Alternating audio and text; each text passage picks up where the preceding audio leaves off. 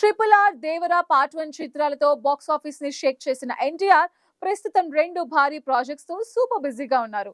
ఒకవైపు KGF, Salaar fame Prashanth Neel తో NTR Neel cinema, మరోవైపు బాలీవుడ్ డెబ్యూ చిత్రం వార్ 2 లో హృతిక్ రోషన్, కియారా అద్వానీతో నటిస్తున్నారు. War 2 August 14th grand release కి రెడీ అవుతోంది.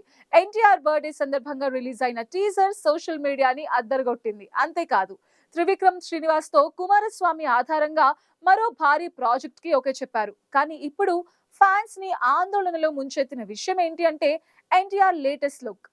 ఇటీవల దివంగత నటుడు కోట శ్రీనివాసరావు గారికి నివాళులు అర్పించేందుకు వెళ్లిన ఎన్టీఆర్ మీడియాతో మాట్లాడారు. కోట లాంటి మహా నటుడితో కలిసి నటించడం తన అదృష్టమని, ఆయన లాంటి నటుడు మళ్ళీ పుట్టరని అన్నారు.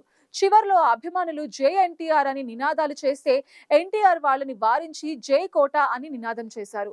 అయితే అంతా బానే ఉన్నా ఇప్పుడు ఎన్టీఆర్ లుక్ పైనే అందరి దృష్టి పడింది. ఆయన చూస్తుంటే అనారోగ్యంగా బాధపడుతున్నట్టుగా, మొహంలో కళ లేకుండా పేషెంట్లా కనిపిస్తున్నారు. బాగా బక్కచిక్కిపోయి నీరసంగా కనిపిస్తున్నారు. ఇదే ఇప్పుడు ఎన్టీఆర్ ఫ్యాన్స్ ని ఆందోళనకు గురి చేస్తోంది. ఎన్టీఆర్ ఈ లుక్ తో ఎందుకు కనిపిస్తున్నారని ఫ్యాన్స్ ఆరా తీస్తున్నారు.